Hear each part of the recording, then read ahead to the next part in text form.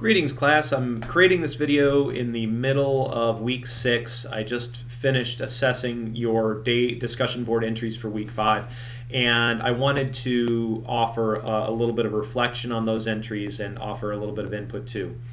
The first thing I want to mention, it's something I've mentioned in a previous video post, and that is I really want to impart to all of you the extent to which the skills that you have been reading about over the last couple of weeks, the supervision officer skills, really represents a major watershed moment in the profession of community supervision, probation, parole, etc. Those skills really represent a departure from business as usual as it existed for many years, decades. Some would argue perhaps even the better part of a century, if not an entire century. So the skills that you've been reading about, they're becoming more and more widespread within the profession of community corrections, absolutely, but they aren't yet universal. I just wanted to make sure that you were aware of that. And that those skills represent a major shift in how community correctional agencies do business, a major shift in what the profession expects from officers, and there are far-reaching implications and far-reaching impacts relative to those skills that you've been reading about. So please keep in mind how important that shift is. Secondly, I wanted to mention briefly in some of your entries this week, I noticed that you were referring to a correctional program, and it was a little bit confusing. There are a number of different ways, at least a few different ways that you could conceptualize a correctional treatment program, a rehabilitation program. One of the easiest ways, I think, to conceptualize what a program is, what a correctional program is to envision a treatment program, a self-contained treatment program. Perhaps it's easiest to envision that as a residential program that someone checks into or is referred to or perhaps is sentenced to as part of their sentence to community supervision. And that program, that self-contained program, is designed to create behavioral change, short and ideally long-term behavioral change in the form of reductions in recidivism. The reason I'm emphasizing this concept of what a program is because some of you mentioned the skill sets or the new types of activities that supervision officers were doing. Those that were reflected in the articles that you read were a treatment program or a program. Now, an argument could be made certainly that those skills represent programming, and certainly they represent skills that are designed to help influence behavior. But I would hesitate before I would consider the execution of those skills to be a treatment program for reasons that I think will come clear later on in the semester.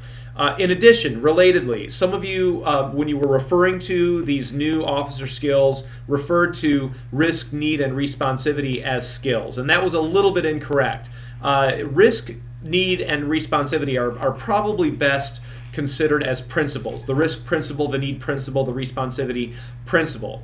Now, this might be a little confusing, I hope not, but the skills that you were to read about in those articles help officers implement those principles. In other words, the skills that officers were being trained and tested on, the new skills that officers were implementing with their clients, with their offenders, assist officers in abiding by the risk principle, abiding by the need principle, abiding by and implementing the responsivity principle. But it's a little bit incorrect to say that risk or the risk principle is a skill, or that the need principle is a skill. Now, regarding those skills, however, these officer skills that you read about, that officers were trained on and implemented and tested on, etc., those skills involve things like the following, and this is really important to keep in mind.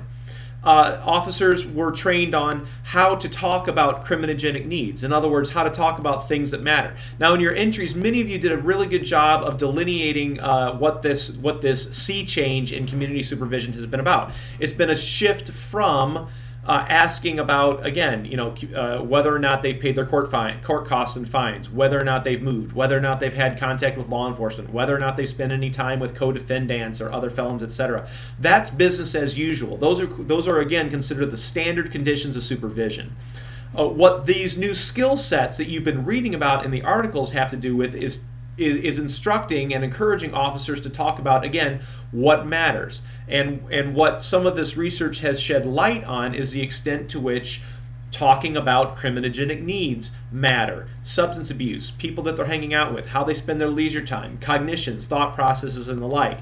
Other skills that have been imparted to officers. How to increase motivation, how to increase readiness for treatment, how to identify thinking errors, right? How to identify faulty cognitions that run the risk of keeping people mired in a criminal lifestyle.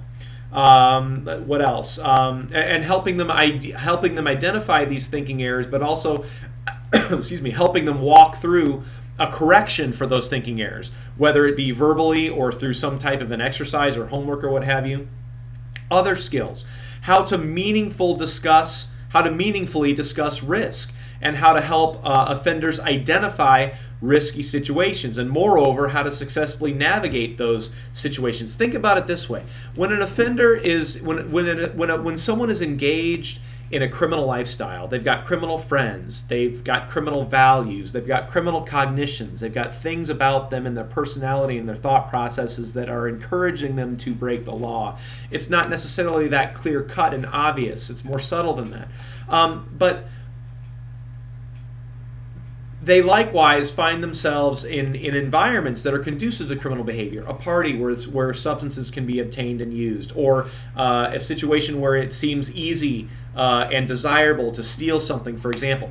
Now, think of it this way.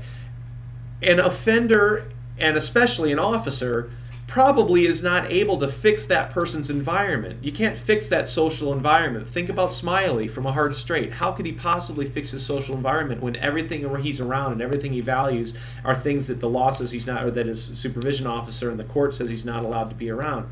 Well, you can't fix the environment, or it's very difficult to fix the environment. It's a lot easier to fix how someone interacts with their environment. It's a lot easier to fix how someone views their environment and the things within their environment that they value. And so when we think about it, when we think about these new skills that some officers have been asked to take on, it's a situation where officers are doing things to help offenders, in essence, navigate risky situations. Risky situations present themselves all the time. Risky situations present themselves to you and me. We have to decide, if you want to conceptualize it like that, on a regular basis whether or not we're going to attend a party where there might be illegal drugs present, whether or not we're going to drink and drive, for example. These are some of the things. These are some potentially risky situations that some of us might find ourselves in. Now, most of us who are pro-social don't give in to temptation that much. We successfully navigate these risky situations. Offenders typically do not. They are at a much higher likelihood of engaging in those risky behaviors. And these new skill sets are designed to help officers take an active role in helping offenders recognize those risky situations and navigate them successfully. And that again represents a major departure. Let's see. I think that is about it. Good luck with the rest of week 6, and I look forward to reading your entries.